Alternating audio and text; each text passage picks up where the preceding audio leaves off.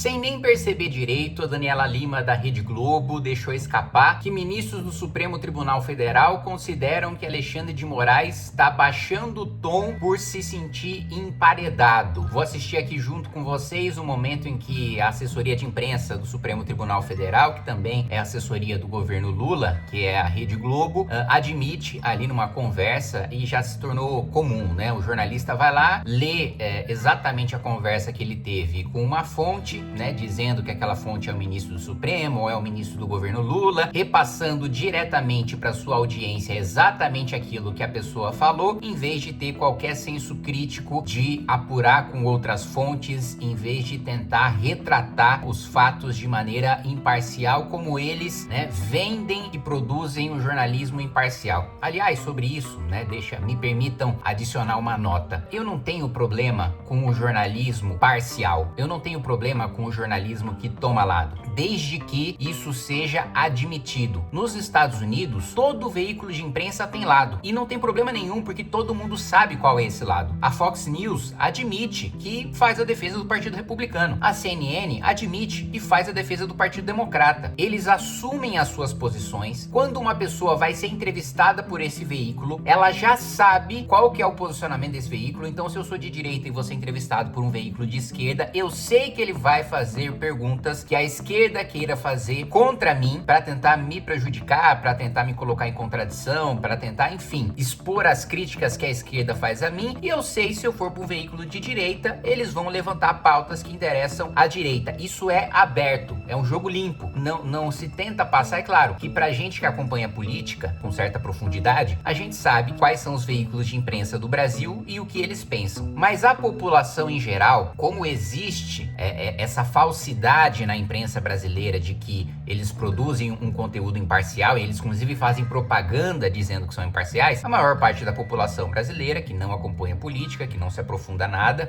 em posicionamentos políticos, acaba acreditando que os veículos são imparciais. E aí, quando eles colocam uma notícia, mas de maneira enviesada, né, já incutindo naquela notícia o seu ponto de vista, muitas vezes a população acha que aquilo é uma reportagem imparcial. Mas enfim, vamos falar então sobre ministro Alexandre de Moraes emparedado segundo seus próprios colegas. Tudo isso logo depois que você se inscrever no canal, clicar no sininho para receber as notificações, compartilhar esse vídeo. E veja só, já temos aí um cronograma com vários e vários títulos que você vai receber na sua casa se você se inscrever aí no Clube do Livro da editora Valete. Já tivemos ali, né, Apologia de Sócrates, já tivemos ali O Príncipe de Maquiavel, né? Nós já tivemos também vários livros, Alexandre versus César, ali várias obras. Esse último eu nunca li, aliás, estou para pegar também o meu, né, diretamente da editora Valete para ler. Muitos títulos de qualidade que estão lá à disposição e que você pode receber diretamente na sua casa. Esses e os próximos que vão ser lançados clicando no link na descrição. Sem mais delongas, né, vamos ver então a mensagem que a Daniela Lima troca com o ministro do Supremo Tribunal Federal, em que ela deixa escapar, né, que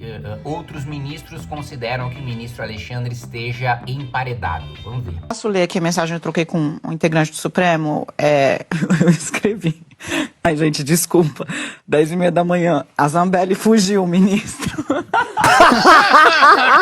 Nossa, que engraçado, né? Uau, tô trocando aqui uma mensagem com o ministro do Supremo e mandei que a Zambelli fugiu. Vocês sabem que, assim, eu pessoalmente não tenho nenhuma simpatia pela Zambelli. Aliás, ela foi uma das pessoas que protocolou o pedido de cassação do Arthur Duval na Assembleia Legislativa por causa dos áudios que ele mandou num grupo privado. Então, isso mostra também a hipocrisia de certos bolsonaristas que reclamam de perseguição, reclamam do endurecimento, né, do judiciário contra eles, mas quando eles têm oportunidade de, com base em absolutamente nada, perseguir os seus adversários políticos, aí eles usam. Aí eles vão pra cima, não interessa se não tem fundamento legal, não interessa se é caçar um mandato concedido por 500 mil pessoas com base no áudio privado que não contém crime nenhum, aí eles vão pra cima. Só pra dizer então que não tenho nenhuma simpatia pela Carla Zambelli, mas um jornalista ao vivo dizendo que, achando muito engraçado, né? Primeiro assim, independentemente de ser um jornalista ao vivo, você só vê muita graça em falar pro ministro do Supremo, olha, a Zambelli fugiu, e mesmo pra quem não gosta dela, como é o caso, assim, não é uma das coisas mais engraçadas do mundo. Ela fugiu, tá? Beleza, e aí? Você pode achar tosco, bizarro, absurdo, né? Ou você pode concordar, mas assim, eu acho que assim, até é preciso ter uma certa deficiência cognitiva pra achar isso engraçado, sabe? Mas enfim, pode ser uma opinião muito pessoal minha. Mas levando agora, tirando da minha subjetividade de achar que isso não é engraçado, vamos tratar de coisas objetivas? Um jornalista ao vivo, na maior rede, né, na maior emissora do Brasil, rindo numa mensagem que na hora de retratar um fato, né, objetivo sobre uma coisa séria, né, que é uma fuga de um parlamentar, que é a decretação de prisão contra um parlamentar, que é uma decisão judicial da mais alta corte do país. Então, tratando de uma matéria dessa seriedade e rindo igual uma criança, né, mas vamos lá. Aí, às 11h25, o ministro responde: pois é, se tivesse preventiva, iam dizer que é ditadura. Aí eu falei, mas isso ela está dizendo de todo jeito, a deputada, né? Porque até aquele momento ela já estava, inclusive, falando, né? Mas só ela, né, respondeu. Enfim, se eu fosse relator, estava todo mundo preso. Mas Alexandre está muito emparedado. Duas coisas aqui, tá? O fato de um outro ministro, né, que não é o Alexandre de Moraes, falando sobre o Alexandre de Moraes, né? Claramente é um outro ministro falando sobre o Alexandre de Moraes. E ele diz o seguinte: no que dependesse de mim, já tava todo mundo preso. Isso serve para reforçar um ponto que eu coloco para vocês há muito tempo, tá? Bolsonaristas focam muito, né, as críticas no ministro Alexandre de Moraes, né? Eles concentram todos os abusos do Supremo Tribunal Federal na figura do ministro Alexandre de Moraes, como se houvesse um impeachment do ministro Alexandre de Moraes, os problemas em relação ao Supremo estivessem resolvidos. Isso evidentemente é mentira. Você ter um outro ministro dizendo que seria ainda mais duro do que o ministro Alexandre só reforça o que eu venho dizendo para vocês há muito tempo. Não adianta derrubar derrubar dois, derrubar 11 ministros do Supremo Tribunal Federal. Nós temos que mudar a estrutura do Supremo, nós temos que diminuir os seus poderes, porque o nosso Supremo, mesmo que não cometesse nenhum abuso, ainda seria o Supremo mais poderoso do mundo pela própria Constituição. A nossa Constituição dá poderes para que os nossos ministros decidam sobre política pública, inclusive. Todo tema, saúde, educação, segurança, leis trabalhistas, leis tributárias, tudo está na nossa Constituição. E o que está na Constituição está sujeito a controle de constitucionalidade, o que significa que está sujeito a decisões do Supremo Tribunal Federal. Então, primeiro ponto, há muitos temas que são tratados na nossa Constituição que não acontecem em mundo desenvolvido. O presidente da República, o Congresso Nacional, quando muda, a população decide mudar o Congresso, decide mudar o presidente, isso significa que a população não quer mais as mesmas políticas públicas de antes, certo? Pois bem, se não quer as mesmas políticas públicas de antes, essas políticas devem ser mudadas com relativa facilidade, uma vez que você tem a maioria no parlamento e o presidente da República. Isso não acontece no Brasil porque aqui tudo precisa de PEC. E se tudo precisa de PEC, a população pode ter votado no presidente da República e pode ter votado na maioria do parlamento com uma linha de raciocínio só, 257 parlamentares. Vamos supor que não existe centrão e que a população sempre vota num deputado que tem a mesma ideologia que o presidente da República no qual ela votou. 257 votos, maioria, é o suficiente para governar nos Estados Unidos, é o suficiente para governar em qualquer país da Europa, é o suficiente para governar no Japão, dos países asiáticos democráticos. No Brasil não. No Brasil você precisa de 308, justamente porque tudo tá na Constituição. Daí a minha defesa de, rasga a Constituição de 88, começa uma do zero. Essa não presta, a gente nunca vai se desenvolver com ela. Esse é um ponto. Outro ponto, tirem o Supremo Tribunal Federal do Poder Judiciário. O Supremo Tribunal Federal não deve ser instância recursal. O Supremo Tribunal Federal serve para julgar leis, não serve para julgar pessoas. Ou nós adotamos, né, o que eu defendo, a gente adote o modelo europeu, então antes que venha o Procurador-Geral da República dizer que eu tô defendendo golpe, que eu tô defendendo coisas antidemocráticas, então a Europa inteira é uma ditadura, porque tem exatamente esse modelo que eu defendo, em que é uma corte, primeiro, que eu sou contra foro privilegiado, com exceção, né, de presidente da República, o presidente da Câmara, o presidente do Senado, enfim, né, cargos pontuais, como acontece também em países desenvolvidos. Mas mesmo para quem tem o foro privilegiado, eu defendo, por exemplo, que eu, que sou parlamentar, não devo ter foro privilegiado, acho que eu deveria ser julgado na primeira instância, mas enfim. Mesmo para seletas autoridades que teriam esse foro, uma uma corte diferente da Corte Constitucional deve julgar essas pessoas. Uma outra corte para não concentrar os poderes, né? Porque é óbvio que vai ter um desequilíbrio a partir do momento em que uma mesma corte tem a palavra final sobre a constitucionalidade das leis feitas pelo parlamento, sancionadas pelo presidente da República, e essa corte que é controlada, supostamente controlada, vigiada, fiscalizada pelo poder legislativo, tem o poder de julgar os parlamentares. Ou seja, o fiscal julga, como é que eu posso dizer, né? Daquele velho ditado, né? De quem fiscaliza o fiscal, né?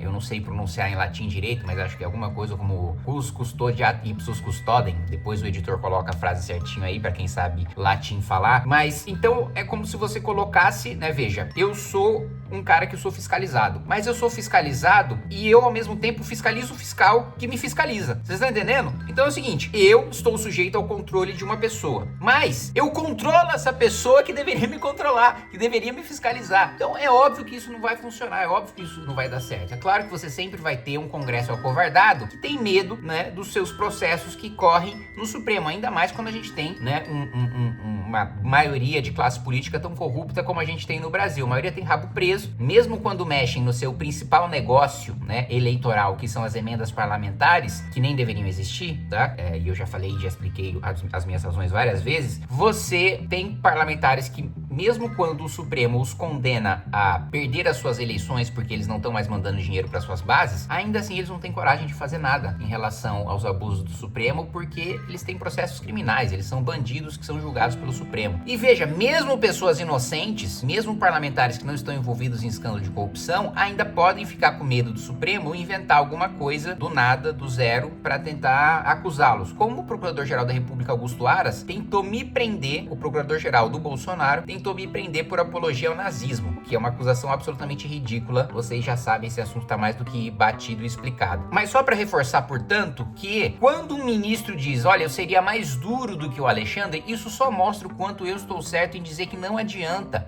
derrubar um, derrubar o outro. Tem que mudar a estrutura do Supremo. Tem que mudar a estrutura do Supremo. O Brasil é o único país que concentra dois modelos de controle de constitucionalidade. Aquele baseado em casos concretos, que é o caso do modelo anglo-saxão, é o caso do modelo americano. Então, né, por que nos Estados Unidos, sempre que a gente vai falar de um caso, é alguém contra alguém, né? Nunca é ADI-X, ADPF-X, julgamento da lei Y, né? É sempre Marbury versus Madison, né? O governo o povo da Califórnia contra John, porque são casos concretos e a partir dele você cria precedentes, né, que vão dar os nortes para a interpretação da Constituição. A gente tem esse modelo também, em que um caso concreto enseja, né, um controle de constitucionalidade que vai criar uma interpretação que deve ser seguida por todo o judiciário e pela administração pública. Ao mesmo tempo que qualquer juiz de primeira instância no Brasil também consegue declarar incidentalmente a inconstitucionalidade de uma lei. O juiz de primeira instância declara inconstitucionalidade para resolver um caso concreto. Então aquela inconstitucionalidade só gera efeito que a gente chama inter partes, né? Entre as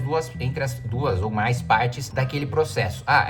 Esse contrato é inconstitucional porque foi baseado na lei tal não está de acordo com a Constituição, portanto eu vou dar ganho de causa para esse sujeito, mas essa inconstitucionalidade não serve para todos os outros casos. Esse é o modelo, né, que a gente chama de controle concreto e difuso, né, de constitucionalidade. E a gente concentra esse modelo com um modelo abstrato e concentrado, né, que é justamente você julgar a lei em abstrato. Mesmo que não tenha um caso concreto, você julgar a constitucionalidade daquela lei. Alguém entra com uma ação direta de inconstitucionalidade, uma arguição de descumprimento de preceito fundamental, uma ação de inconstitucionalidade por omissão, uma ação declaratória de constitucionalidade e provoca a Suprema Corte para decidir. Então, nós somos o único país que concentra os dois modelos, o que faz com que estejamos em permanente insegurança jurídica porque a constitucionalidade das coisas é permanentemente questionada, sem que você tenha pacificação de jurisprudência. Mas vamos seguir. Acho que eu soltei um devaneio aqui muito longo. Olha, o senhor deve estar bêbado. Ao mesmo tempo, você tem um ministro falando, olha, o Alexandre só não foi mais duro porque ele está emparedado. Veja só, um colega, ministro, não é um deputado de oposição, não é um jornalista, é um ministro do Supremo Tribunal Federal falando que o ministro Alexandre de Moraes sente-se emparedado e que isso ainda coloca algum freio nas suas ações. Ó. Enfim, se eu fosse relator, estava todo mundo preso. Mas Alexandre está muito emparedado pelos isentos da mídia, do mercado e do Congresso. Apanha demais. Tá aí, né? Vocês viram. E é bom, eu gosto de ouvir essa expressão, né? do isento, porque que é a expressão utilizada de maneira jocosa por alguns bolsonaristas para me criticar e criticar o MBL, porque, olha, se você tem críticas ao Bolsonaro e tem críticas ao Lula, você é isento, né? Primeiro que é de uma burrice, né, de não entender o próprio significado do termo isento. Isento significa eu não me posicionar, né, sobre nada. Né? A isenção, né, é o não posicionamento, e não você se posicionar em relação a tudo, ser crítico em relação a tudo, você expor, né, as suas divergências e as suas críticas em relação a todas as lideranças políticas, independentemente do seu espectro político. Isso é o exato oposto de isenção, e esse mesmo termo, né, é usado por ministros do Supremo Tribunal Federal para descrever quem tem a independência para criticar os abusos do Supremo. Enfim, esse é o vídeo de hoje. Vamos aguardar aí os próximos capítulos dessa nossa novela com o Supremo Tribunal Federal.